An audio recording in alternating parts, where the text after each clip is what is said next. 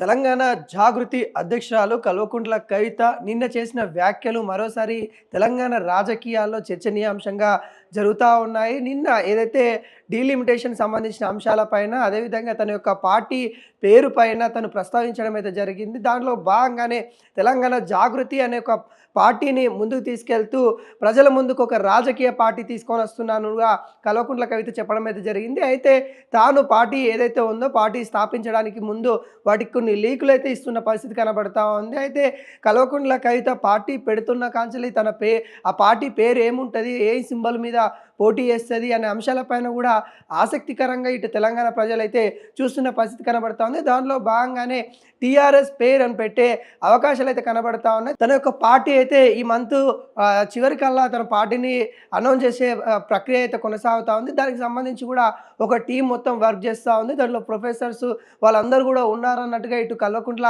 కవిత చెప్తుంది. అయితే పార్టీ పేరు ఏం పెడతారు అనే ఆ ప్రశ్న పైన కల్వకుంట్ల కవిత కూడా స్పందించినట్టు కూడా కనబడతా ఉంది. అయితే టీఆర్ఎస్ పేరు ఇప్పటివరకు అయితే ఖాళీగా ఉంది. టీఆర్ఎస్గా ఉన్న పార్టీ బీఆర్ఎస్గా మారినప్పటి నుండి టీఆర్ఎస్ పేరు అలానే ఉండిపోయింది. కాబట్టి టీఆర్ఎస్ అనే పదం మాకు కలిసి వచ్చింది కాబట్టి తెలంగాణ ఉద్యమం నేపథ్యంలో కావచ్చు, తెలంగాణ రావడంలో కావచ్చు, టీఆర్ఎస్ పార్టీ చాలా ప్రభావితం చూపించింది కాబట్టి ఆ పేరు చాలా బలమైంది కాబట్టి నేను టీఆర్ఎస్ పార్టీతోనే ముందుకు వస్తాను అనే విధంగా తనైతే కొన్ని లీకులు ఇస్తున్న పరిస్థితి కనబడుతూ ఉంది. అయితే టీఆర్ఎస్ పార్టీ పేరు పెట్టడం పైన కూడా బీఆర్ఎస్ నేతలు కూడా కొంత అసంతృప్తి వెల్లడిస్తూ ఉన్న పరిస్థితి కనబడుతూ ఉంది. అలా ఎలా పెడతారు అంటూ ఇటు బీఆర్ఎస్ నేతలు కూడా స్పందిస్తున్న పరిస్థితి కనబడుతూ ఉంది. అయితే ఒకవేళ ఇటు టీఆర్ఎస్ పేరు కన్ఫర్మ్ అయిపోయి దానికి సంబంధించిన పార్టీ కూడా రూపొందించేసి ముందుకొస్తే మీరు ఏ అసెంబ్లీ స్థానంలో నిలబడతారని మీడియా మిత్రులు అడగగా కల్వకుంట్ల కవిత దానికి సమాధానం ఇస్తూ ఖచ్చితంగా డీలిమిటేషన్ అయితే అవుతుంది. దానిలో భాగంగానే అటు గజ్వెల్ కావచ్చు, ఇటు సంబంధించిన సిద్దిపేట కావచ్చు, ఇక్కడ నిలబడే అవకాశాలు అయితే ఉన్నాయన్నట్టుగా నిలబడతానని చెప్తున్న పరిస్థితి అయితే కనబడతా ఉంది. అయితే కేసీఆర్ సొంత ఇలాకాలో ఎప్పటి నుండో కేసీఆర్ అక్కడ గజ్వేల్లో ఎమ్మెల్యేగా తను మంత్రిగా అక్కడనే అనేక సేవలు అందించిండు. ముఖ్యమంత్రి కూడా అక్కడ నుండి అయిన నేపథ్యం అయితే మనం చూసాం. అలాంటి స్థానాన్ని మరి కల్వకుంట్ల కవిత కోరుతుంది అని అంటే మరి ఒక విధంగా చర్చనీయ అంశం జరిగిందని కూడా చెప్పుకోవచ్చు.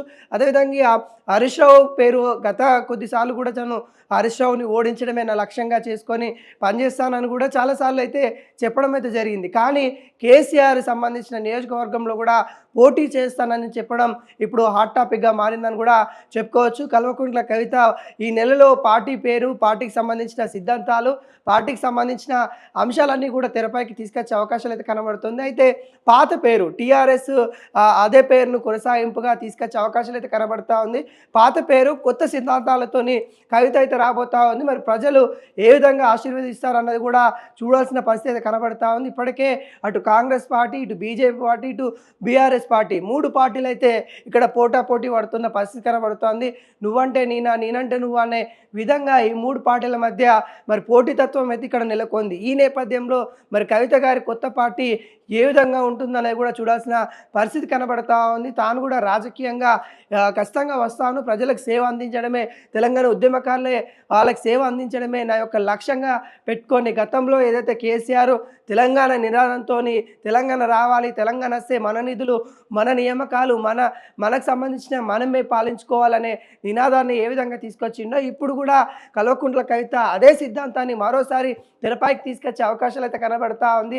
నా తెలంగాణ, నా ప్రజలు అనే విధంగా తను ఒక సిద్ధాంతం తీసుకొచ్చే అవకాశాలు అయితే కనబడతా ఉంది. ఆ నేపథ్యంలో వచ్చే అవకాశాలు అయితే కనబడుతుంది. తెలంగాణ ప్రజలను ఉద్దేశించి తెలంగాణకు సంబంధించిన నీటి వనరుల పైన, తెలంగాణకు సంబంధించిన ఉద్యమకాలకి ఏదైతే ప్రభుత్వాలు ఇస్తాన్న హామీల పైన కొట్లాడడానికి తను ఒక గొంతుకై వస్తూ ఉన్నట్టుగా ఇటు కల్వకుంట్ల కవిత చెప్తా ఉన్న పరిస్థితి కనబడుతుంది.